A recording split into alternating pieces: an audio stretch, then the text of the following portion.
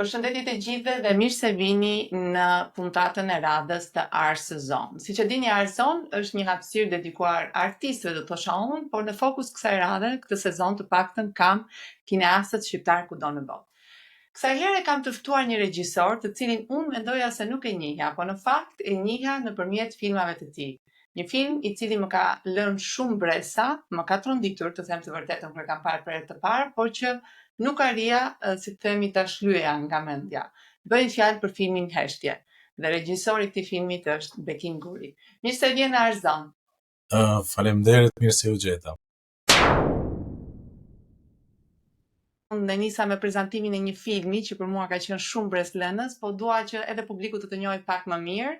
Ti në fakt je me origjinë nga Kosova, por ke një lidhje me Shqipërinë, sepse ke studiuar në Shqipëri, ke studiuar aktrinë në Akademinë e Arteve të Bukura.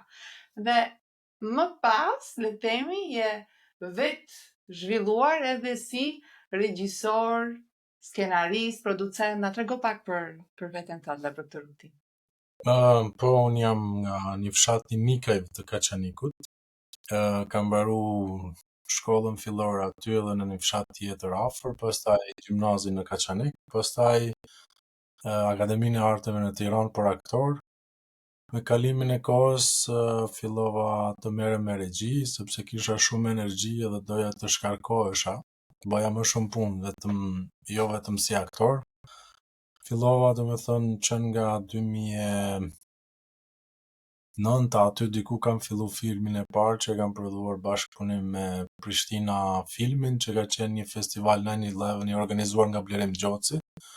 E kështu me radhë, pastaj filmin Heshtje, të cilin e keni parë edhe ju. Dhe jo vetëm Heshtje, po ke bërë edhe, le të themi, 6 filma të tjerë. Në total ke bërë 7 filma me metrazh të shkurtër. Po. Kështu që unë po e nis pikërisht nga filmi Heshtje, sepse ka qenë një film që unë e kam parë në një nga ato, po themi, sesionet e tifit. Duhet ke qenë viti 2013-2014, mbaj mend që kam shkuar në kinema dhe kam parë filmat me metrazh të shkurtër. Dhe ndërtoj ishte filmi Heshtja.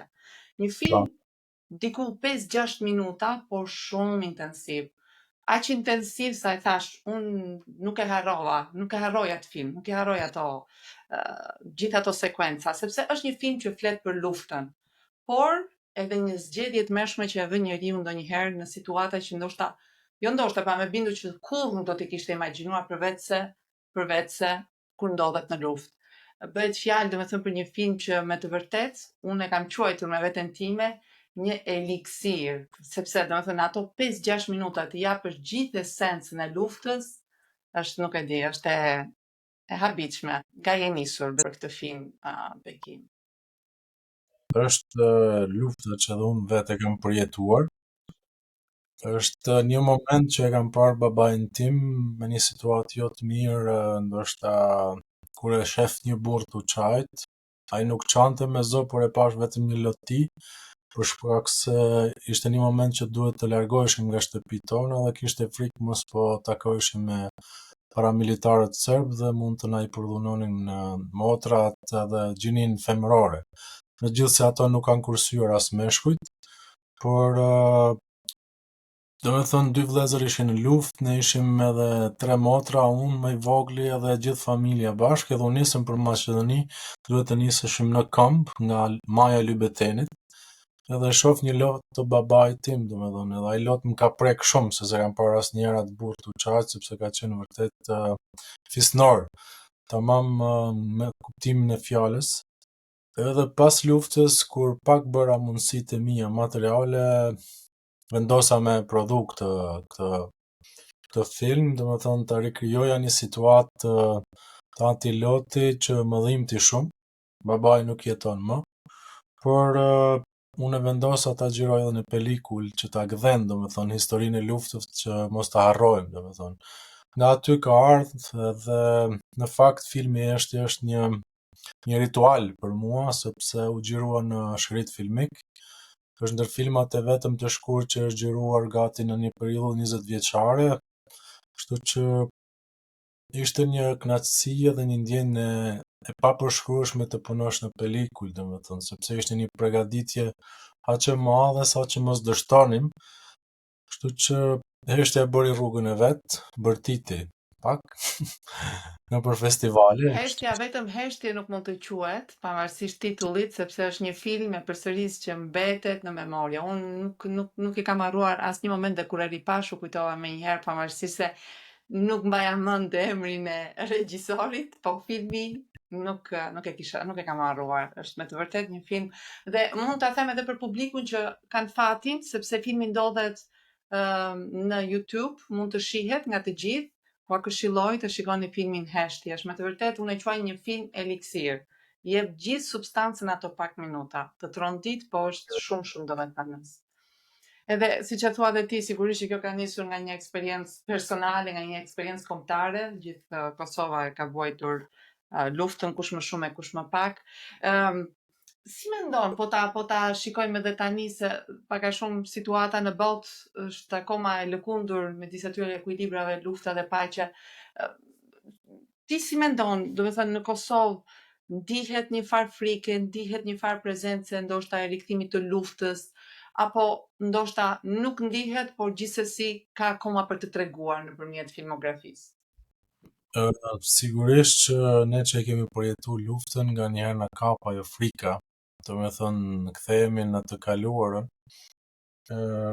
por normalisht është çështje sigurie nga ndërkombëtarët që na bën të ndihemi pak më qetë, por normalisht tash po e lidh edhe me filmin e Bosnjës që e ka fitu Oscarin, që No Man's Land, që Ballkani është një minë, mund të eksplodojë në çdo çast, do me thënë në luftë, sepse forma se si jemi me komshit është pak e çuditshme, domethënë edhe epshin që e kanë për të pushtuar. Kështu që sigurisht filma ne duhet bëjmë edhe mos ta harrojmë luftën asnjëherë, sidomos mos t'i harrojmë ato që dhën jetën për këtë ditë që ne të jemi të lirë, sepse filma për luftën edhe Holokaustin bëhen akoma nga lufta e dytë botërore që kanë fituar çmime Oscar e tjerë, kështu që ne nuk duhet të harrojmë në asnjë moment. Edhe unë për vete kam pas kam një ide për të shkruar, po nuk kam vazhduar sepse është një kosto shumë e madhe për ta prodhuar atë film. Edhe kam menduar që me kalimin e kohës ndoshta mund të krijohet një emërim dal nga dal edhe mund të kem bonuse nga shteti edhe mund të kem lek më shumë për ta prodhuar atë film. Pra po thoj që ke patur një ide edhe ta bëje film më të gjatë, sepse sigurisht material kaput. Personale, do që kemi jetuar, mund të krijoj një skenar shumë të veçantë, por e kam ndaluar sepse sigurisht buxheti i filmit në vendet tona është pak i ulët, domethënë për të prodhuar film me përmasa të tilla ashtu siç kam dashur.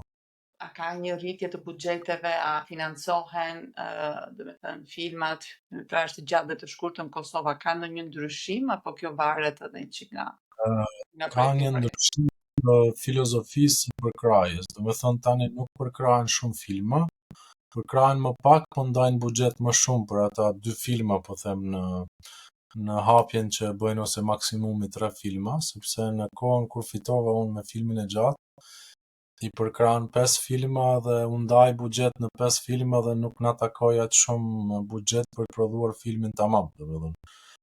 Por tani është kjo filozofi tjetër që zgjidhen 2 filma ose 3 maksimumi dhe sigurisht edhe buxheti është rritur një çik, gjë që e bën më të lehtë për regjisorët të prodhojnë filma vetëm nga buxheti i qendrës së filmit të Kosovës. Megjithatë, dua të mendoj që gjërat do shkojnë për më mirë dhe dua të ndalem tek filmat e tu që të paktën ata që thash më sipër më herët janë 7 filma me metrazh të shkurtër, dua të analizoj disa prej tyre se tani mbase jo të gjithë mund t'i analizojmë. Një film tjetër që ti ke sjell prap në formatin me metrazh të shkurtër është filmi Një fëmijë, i cili ka fituar edhe çmim në Dokufest apo jo? Bashkë me filmin Heshtje, që të dy janë shpallur filmi më i mirë kombëtar në Dokufest. Janë me të vërtet filma që e meritojnë çmimin, po kjo sigurisht nuk është vetëm mendimi im, do ishte shumë mirë që të shihet masivisht që të kuptohet pse po e them këtë. Megjithatë, tek filmi Një fëmijë, që siç e thash ka fituar edhe ky Dokufest, ti sjell një temë sociale, një temë që na prek shumë prej nesh, ka të bëj pikërisht, nuk dua të them me mëmësim, po me prindërimin. Pra, me gjithë ata njerëz që dëshirojnë të bëhen prindër. Edhe në këtë film po flas pak se çfarë trajton, kemi domethënë një nën që ka një djalë të rritur, nga i cili ajo pret që të bëhet gjyshe. Dhe këtë dëshirë që ajo ka që të bëhet gjyshe, në një farë mënyrë ja vë në duke djalit të vet, por në fjalët që ajo përdor, duket sikur po themi në thonjza, po e quaj kështu faj, ja lë si barr nusës. Pra, është ajo që në një farë mënyrë nuk po e sjell në jetë një fëmijë që dhe ajo të quhet gjyshe, të bëhet gjyshe. Në këtë film që ka edhe ky i shkurtër, po ka shumë elemente të rëndësishme, trajtohet mjaft mirë, asgjë nuk i lihet rastësisht, skenat janë shumë të qarta, shumë komplete. Ti sjell të temë që është goxha e vështirë. Në një moment të caktuar, nusja i drejtohet bashortit sepse dhe ajo e ndjen këtë peshë, domethënë peshën e paragjykimit, jo thjesht nga nëna, se nëna mund të si themi, të paraqes gjithë shoqërinë, gjithë paragjykimin shoqëror shqiptar që ndonjëherë ndihet vetëm mbi gruan. Po ajo bën atë të fortë të nkurajën dhe i thotë që në këtë rrugëtim, nëse duam të bëhemi prindër, duhet të jemi të dy. Edhe ti duhet të vish dhe të bësh ato vizitet, kontrollet që të ecim së bashku dhe për fat të mirë ai e kupton mesazhin e saj, është le të themi e fortë në këtë vendim dhe i bën këto. Përkundër, siç mund të ndodhë në realitetin shqiptar që shumë burra apo djem nuk i bëjnë këto vizita apo i lënë pa kryer apo për një kohë shumë të gjatë, ai e merr këtë, e ndërmerr dhe ndodh që pikërisht nga këto vizita zbulon një të vërtetë. Një të vërtetë që në fakt është një e vërtetë e hidhur, ndryshe nga ajo që mendohej. Një e vërtetë që e vë nusën, e vë gruan në një dilemë, në një pikpyetje shumë të madhe, por për këtë duhet parë filmi. Edhe këtu dua të pyes, ke marrë spunto nga ngjarje reale? Edhe ky lloj trajtimi që i ke bërë filmit, se ka shumë këndvështrime që mund të trajtohet. Po, sigurisht që nga jeta reale dhe nga rrethonat cilat i kam parë dhe unë vetë, shumë afër edhe kam vendosur që të shkruaj këtë film. Zakonisht në punët e mia të cilat i bëj, unë mundohem që ta vendos një pasqyrë në ekran që ta shohim veten gjithë, qoftë gjinia femërore apo mashkullore. Në këtë rast vret ajo, si me thonë, ajo dhuna psiqike që bën vjera ndaj res, nga që në shumicën e rasteve nganjëherë dhunë shkaktojnë më shumë gratë ndaj grave se sa burrat ndaj grave, në raste të tilla konkretisht. Por këtu unë kam edhe elementin e ndryshimit të burrit, sepse edhe ai fillon të kuptojë se realiteti qen ka diçka tjetër, domethënë ai mëson ndryshime në karakterin e tij të brendshëm, domethënë që ai fillon të falë një gjë të vetën për ata fëmijë që ai s'mund t'i ketë, domethënë i bën dhuratë flokët e vet për fëmijët me kancer. Sigurisht që ka shumë gjëra për të diskutuar rreth kësaj teme, por unë kam kapur këtë këndvështrim edhe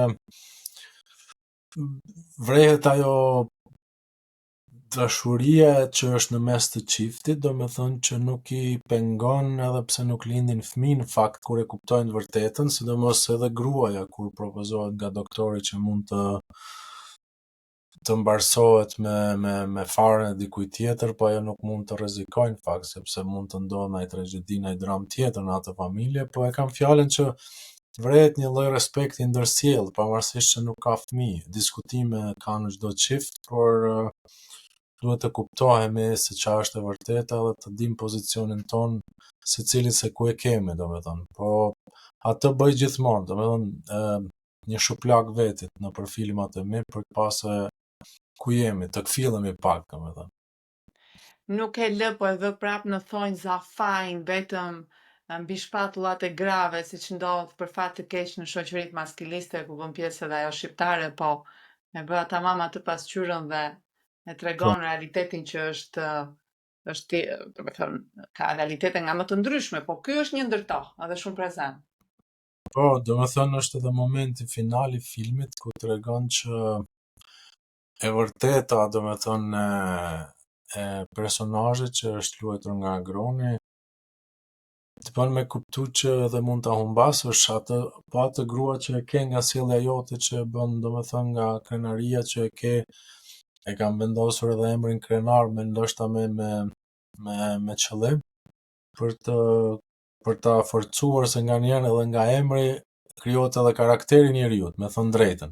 Me sa kam vërejt në disa vende, në disa momente, kështu që duhet të përballemi me të vërtetën, kur të përballemi me të vërtetën atëherë varet nga neve se çfarë do bëjmë, a do jesh ai që duhet jesh apo nuk do jesh ai që s'duhet jesh.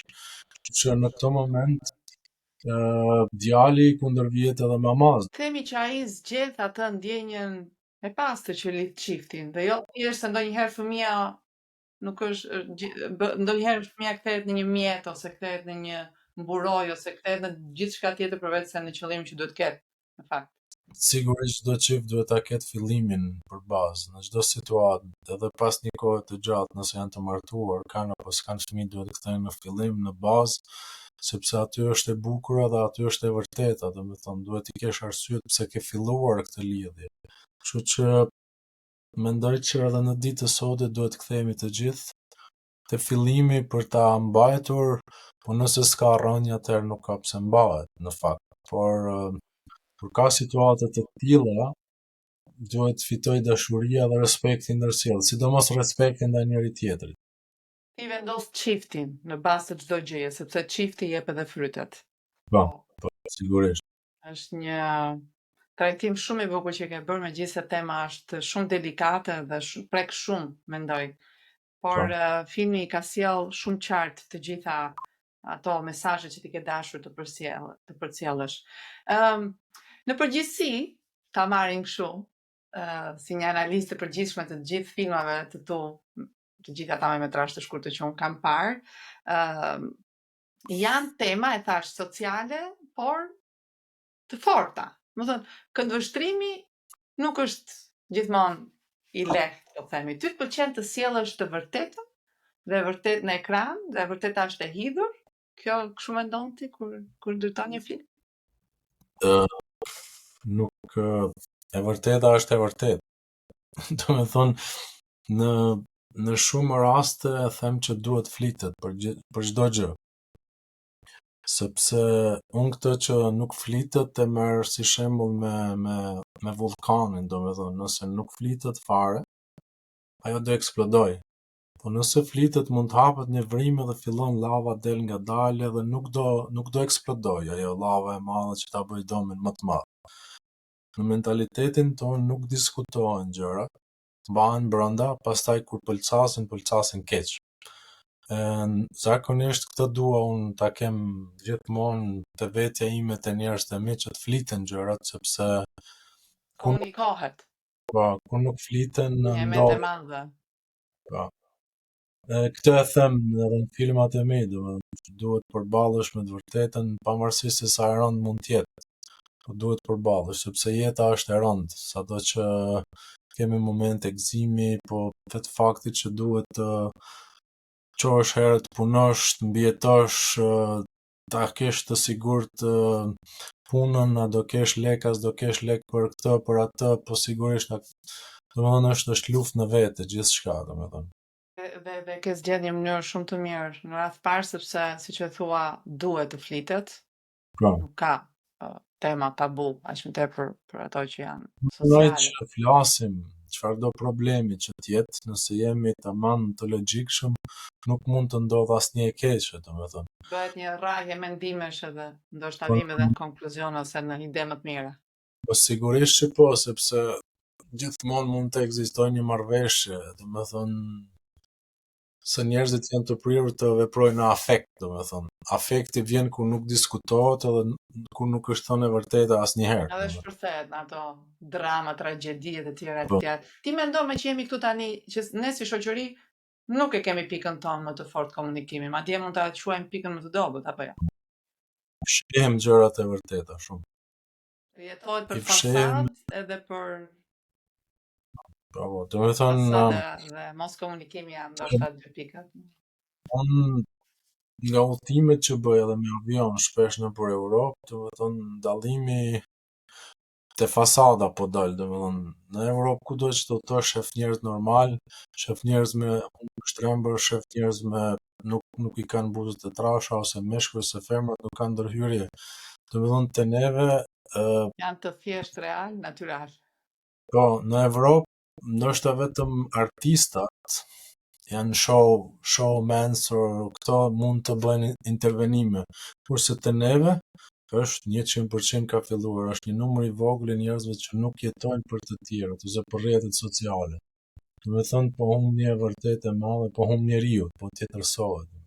Autenticiteti, po bëhet një shabloneri totale të mëshme. Megjithatë, po të flasim për një film tjetër. Ky është një film në re, që kur e kam parë më ka bërë për të qeshur.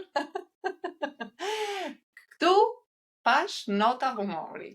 Këtu, do të thënë, kishte ajo humori zi, edhe është një film, po e them me pak fjalë, zhvillohet, po themi, mes dy aktorëve, taksistit dhe pasagerit, i cili hyn, dhe taksisti i cili rrotullohet rreth rrotullimit në mënyrë që të rrisi kilometrazhin e rrugtimit, ndërkohë që vëren që pasagjeri është i heshtur. Një heshtje që ndoshta ai e merr për gjumë, por që në fund të rrugtimit zbulon që ishte nuk ke se sa gjumë. Kur e ke bërë këtë film, ke qenë edhe ti me nota humori, si e ndërtove? Zakonisht unë jam shumë tolerant kur punoj me ekipën, domethënë. Mund të intervenoj çdo kush, mund të thotë një fjalë ose mund ndryshojmë me gjë, nëse unë se kam parë dhe unë e lë, domethënë. Kjo ka ndodhur edhe aty sepse kemi xhiruar filmin pas skenarit. Jemi mbledhur, kemi diskutuar, do e xhirojmë edhe e xhiruam. Edhe gjatë rrugës ishte një moment kur diopia Latifi më thotë o bek, pse s'po des në fund fare, domethënë. Edhe unë i tham, pse a nuk jam të lujt mirë, po do më myt. Se unë e kisha ndryshe atë pjesën e fundit. Tash E ke okay, pas ndryshe idenë, fundin. tash okay, po vdes tash, s'ka problem. Mos e qenë kam të lujt mirë, po vdes. Po ja shaka, edhe ndryshum aty, edhe normal, kjo është gjithmonë kur duhet momenti kur ne vendosim ja bë gropën dikujt ja bëjmë veti, domethënë, sepse po ta kesh një viktim në makinë me xhake me kështu, mund të ndodhen gjëra të papritura nga policia, nga pyetjet që do bëhen andaj. Jo, filmi është trajtuar, e thash, me një humor të zi, po desha të dija atë ka ndodhur në jetën reale, domethënë ke qenë në taksi kur i kishe menduar këto, apo ka qenë një improvizim? Normalisht më kam dëgju situata të tilla, më kanë ndodhur mua kur kanë bërë rrugë më të gjata, domethënë nëpër Europë, po e kam parandur një situatë të tillë para shumë edhe vendosëm që ta xhirojmë, domethënë. Po Lind nga një ëndër. po, nga një ëndër. Po unë e kam dhënë me 2-3 detaje dhe aksidentin që ndodh me policinë, me ambulancën që shkojnë andej, që u ndaloj ke farmacia aty, domethënë nuk e kam egzageruar këtë punën e gjakut e gjërat që i kam plak këtu brenda, sepse vin nga një parti është ideja, që dëgjohet pak muzikë andej.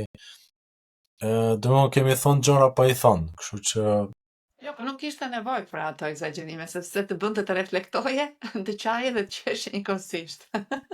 Është një film i ndërtuar shumë bukur në fakt. Dhe prandaj pyeta që ke qenë dhe ti me humor, se nga filmat e tjerë dukesh, domethënë që trajton temat seriozisht. kam humor, kam kur duhet. E vendos me raste edhe në filma dhe bën mirë. Filmi që ke luajtur me djalin tënd, unë e kam parë edhe atë, është një film edhe ai me metrazh të shkurtër, një film shumë intim, nuk e di a mund ta quaj dhe film se është kaq real, do të jeni ju në jetën e përditshme në një moment tuajin, po thjesht ka qenë një kamër mendoj. Si ishte të xhiroja me djalin tënd? Edhe, do të thënë, ishte e lehtë, ishte e vështirë, si e ke ndërtuar këtë film? Me çfarë ideje? Në fakt nuk është film, siç e thënë, thjesht dokumentar, është qiru jeta jonë që e bëjmë bashkë. Për këtë film nuk mund të flas shumë, presim më vonë, sepse kam aplikuar nëpër festivale dhe nuk dua të zbulojmë shumë rreth filmit. Por mendoj që është ndër dhuratat më të bukura që e kam bashkë me Çunin, sepse kur të rritet do ta sheh atë film edhe besoj që do më falenderoj edhe ai për këtë film që e kemi punuar bashkë. Është ndjesi e papërshkrueshme, domethënë të punosh me të, për më tepër që unë e kam xhiruar vetë edhe e kam montuar. Është skenar, domthonë skenari mund ta quajt përbashkët sepse janë edhe fjalët e tij edhe veprimet e tij, por si ide kështu unë e kam konceptuar edhe e kam montuar, kurse për dialogjet i takojnë edhe atij, domethënë, sepse janë gjëra të pashkruara, janë gjëra reale dhe janë gjëra spontane që ndodhen në jetën e përditshme. Është një gjë shumë intime dhe e bukur për mua bashkë me djalin. Është një dhuratë që ti i ke bërë, që ndoshta ta vlerësoj më shumë kur të rritet. Jam e Po, bindur, është një dhuratë shumë e bukur që ka fatin t'ja bëj një baba regjisor. Po kështu, një përshtypje ime është më duk sikur ishte shumë i bindur, shumë i urtë. Kështu ishte, kështu është edhe normalisht. ashtu është, domethënë kemi komunikime shumë serioze nganjëherë kështu edhe Aktori perfekt, po as po e mos i vogël. një rast kur unë e humba një mikun tim para ca kohe, mosha ime, ai vdiq nga kanceri, domethënë ishte aktor edhe ai. Bile ka qenë edhe pjesë e filmit Mamet Melur Zimrexha, ndoshta e ke parë si emër aty. Isha shumë afër çdo rast edhe aty kundroj jetë isha i pranishëm edhe isha me Çunin edhe më pa duke qarë për të, tha mos qaj, tha se unë jem këtu. Edhe ishte një moment shumë i bukur, shumë i rënd, shumë për qesh, shumë për qarë, po e ka atë ndjesin kur sheh situata të ndjeshme ndalon, domethënë kam pas edhe një rast tjetër kur kemi qenë teatr bashk, kur karakteret rrëzohen ose plëndohen, fëmijët tjerë qeshin nga ajo, ky thotë na loni, domethënë se ndjen dhimbjen me ta. Bën përshtypje kjo gjë e tij, domethënë që e ka. Ka premisa ndoshta. Ka Nuk e premisa. di, Po un si po themi si publik, u habita që një fëmijë domethënë ishte më duk shumë i urtë, shumë i dëgjuar, një aktori që të gjithë do të donin, fakti kur je i vogël them se me fëmijët është e vështirë punohet. po, pëlqen edhe të fotografoj, i kap kamerën nganjëherë, fotografon, po ajo është zgjedhja e tij se nga do Nga lëviz. do nga do marri, nga do shkoj. Ajo çfarë un kam vërejtur në të gjithë filmat e tu, është që në ato 5, 10 apo maksimumi 14 minuta, se kaq zgjasin filmat e tu, ti arrin të përshkruash tema, siç e thash, sociale, luftën, gjëra të vështira, gjëra serioze. Domethënë këtë vështrimin tënd, tema që bëjnë të reflektosh edhe pasi filmi mbaron, dhe nuk lë asnjë gjë po themi të pakompletuar. Çdo gjë në filmin tënd është e kompletuar, se dua ta lidh këtu me eksperiencat e mia kur shikoja për shembull, po them edhe nëpër botë, filma me metrazh të shkurtër, shpesh herë kisha ose ndjesinë që filmi ishte i pakompletuar, ose ndjesinë që kishte shumë interpretime dhe nuk dija këtë merja, çfarë ndodhi, si ndodhi, etj. Në filmat e tu pata ndjesinë që çdo gjë e kisha kuptuar, ishte e qartë, thjesht reflektoja. Pyetja ime është, si arrin të jesh, un po të quaj mjeshtër i po themi i koncentrimit, ti është kaq konciz. Si arrin? Është mjeshtër, është fjalë shumë e madhe, faleminderit për marr për mirë. Normalisht eksperienca jetësore më ka bërë që me vrojtu shumë, domethënë vrojtoj shumë se ç'a ndodh rreth e rrotull meje, ç'a ndodh te të tjerat, plus edhe shkollimi të cilin e kam bë. Më ka ndihmuar, domethënë goxha shumë edhe lëndët teorike të cilat i kemi pas në Akademinë të Arteve në Tiranë. Po ashtu edhe profesori i aktrimit që ka shpjegu domethënë situatat cilat ne kemi luajtur, profesor Alfred Trebicka, po edhe profesori i dramës që na ka shpjegu zoti Kudret Velça Indiri. Edhe nga ata ka marrë shumë, plus edhe ne kemi punu vepra ruse, Çehov sidomos. Ndër veprat që më pëlqejnë më shumë ose autorët janë Çehov, që unë bazohem pak a shumë te atmosfera më shumë kur krijoj filma, jo te gjërat e mëdha. Me detajet vogla krijoj gjëra të mëdha.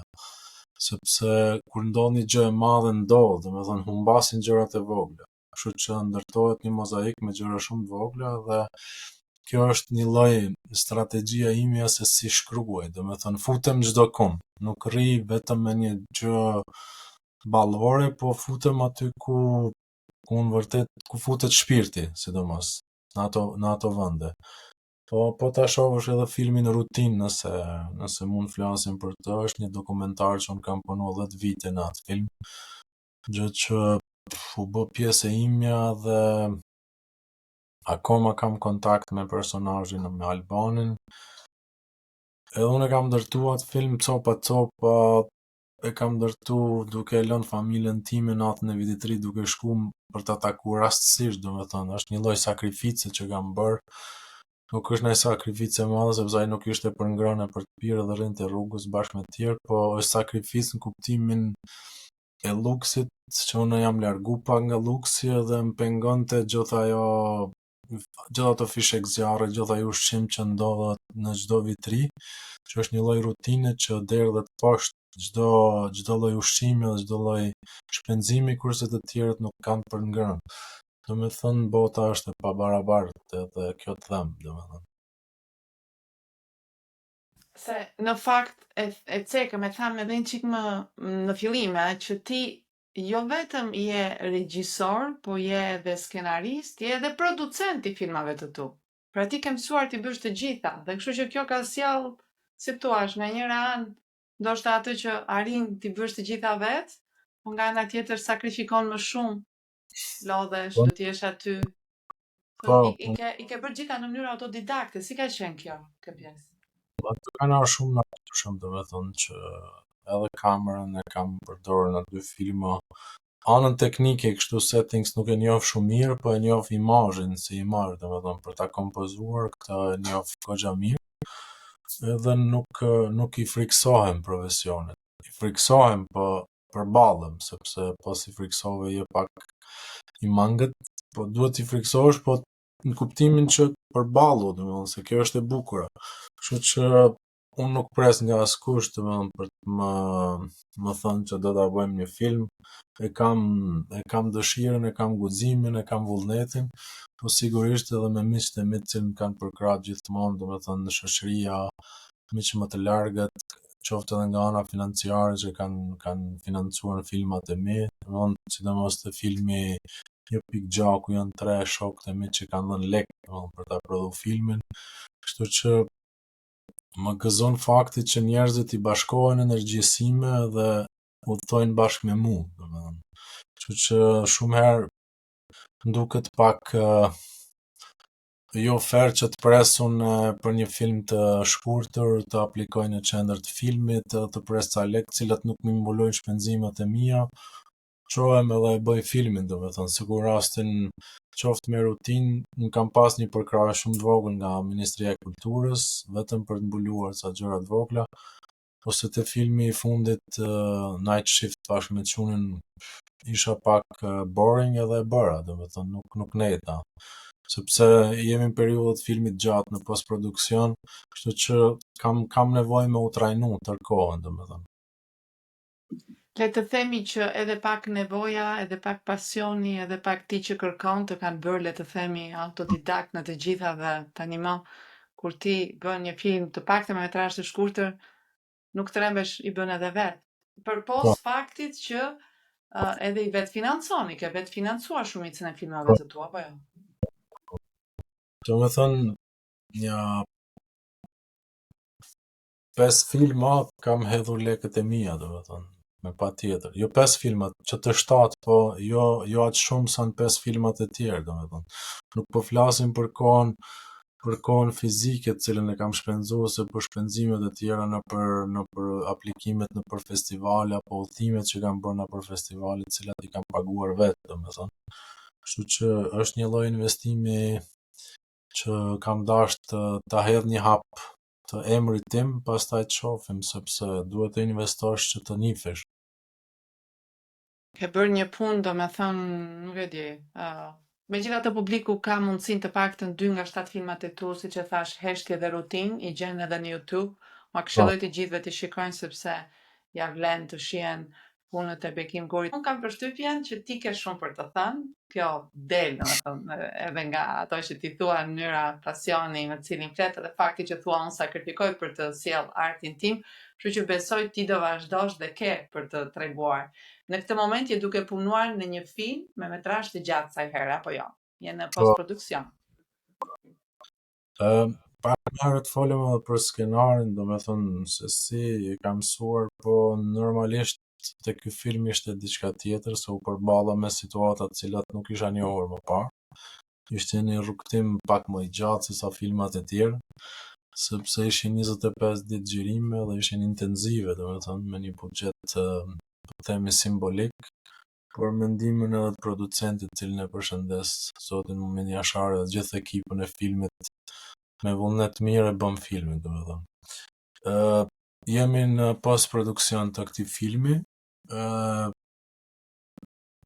Është një film pak më ndryshe, domethënë i pam ca situata të cilat janë pa në filma të tjerë, sepse gjithkush ka drejt ta preki luftën, të zhdukurit, ti prek çështjen e vizave, po unë i kam prekur nga eksperiencat personale të mia. Po u përballa me situata të cilat nuk isha përballë më herët, domethënë sepse mësova edhe më shumë mbi skenarin, domethënë se si të shkruaj skenar, sepse nganjëherë shkruan, lidhesh me të dhe mendon që është gjithçka në rregull, por kur del në shesh xhirimi, pastaj kur e monton, të shef që është diçka tjetër, domethënë se filmi krijohet 3 herë. Në shkrim, në xhirim edhe në montazh.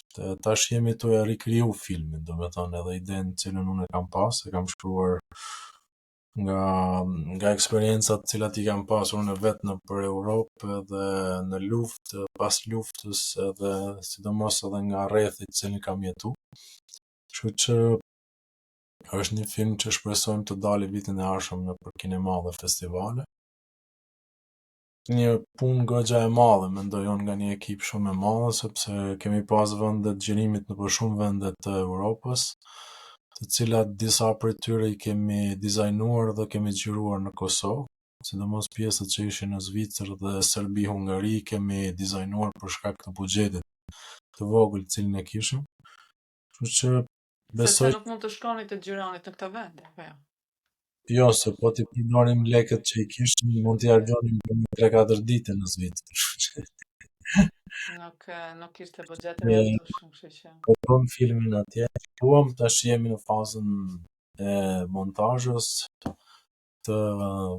pastaj vjen faza e ngjyrave, zërit e tjera, po paktën arritëm me e xhiru, domethënë filmin, kështu që po shpresoj që mos zgjënjen publiku dhe njerëzit që më njohin nga punët e mia.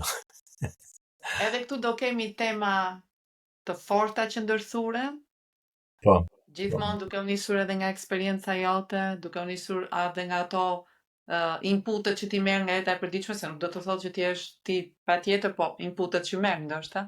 Sigurisht, unë mendoj që çdo familje shqiptare do ta gjej vetëm brenda këtij filmi, sepse ndodh një periudhë gati, po them 30 vjeçare brenda filmit, po me një kohë shumë të shkurtër, po secili e kemi provuar emigracionin, secili e kemi provuar një moment që na ka vdek një afërm, s'kemi pas mundësi të shkojmë, ose kundërta, ose një festë, ose një gjë tjetër. Gjithkush mungon në një festë ose në një gëzim, kur ndodh në familjet tona atje poshtë. Normalisht që do ketë hapësirë për diskutu goxha shumë për këtë film, edhe për vendimet të cilët i kam marrur në për personazhet të cilët se si i kam trajtu, po mbetet të shifët edhe jam i hapur për të diskutuar, për të shfaqur filmi ose pse jo.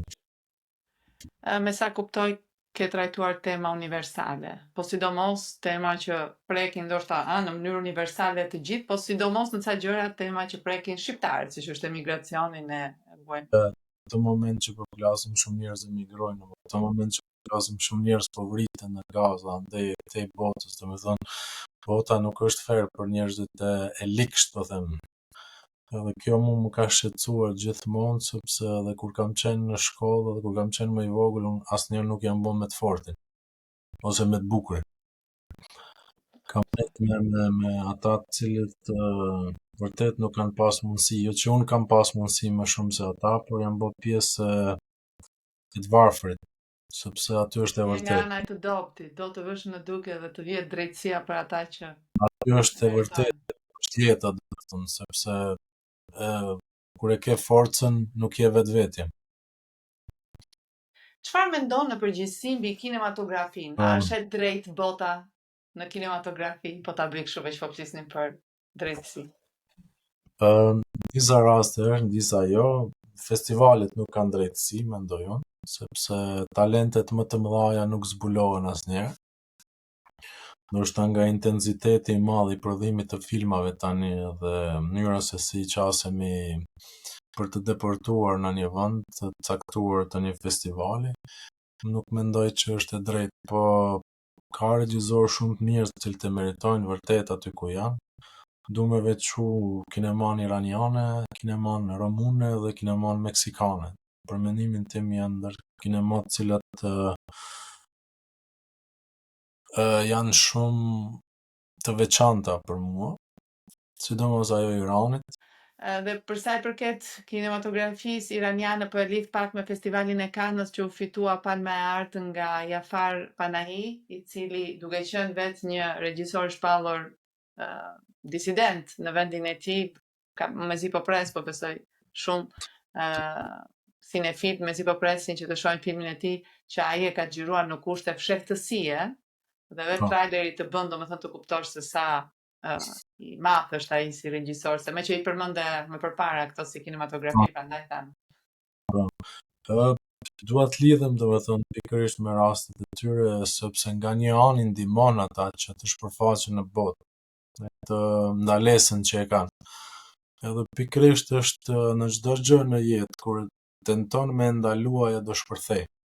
Sukurim emigracioni ose kufit që vendosen që nuk mund të dilnim në Evropë, domethënë njerëzit tentonin të dilnin jashtë Ballkanit, domethënë donin të thynin mure, edhe aty, pavarësisht se ato janë regjizor briljant, ajo lloj dhune e shtetit i ka bërë që të jenë edhe më të veçantë.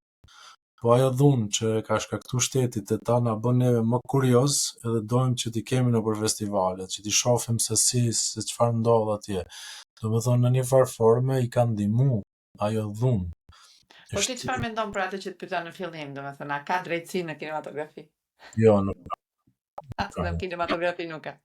Jo. Më të mirët akoma nuk vjen në pa. S'panisja vetja, sepse unë nuk jam dorë më të mirë, po unë kam pa punë shumë të mira të tjerëve që ndoshta meritojnë çmime, po ndoshta nuk janë zgjedhur nëpër festivale, po kjo është çështje shije, çështje momenti, çështje connection, lidhje, gjërash, kështu që drejtësi nuk ka asnjëherë në këtë botë.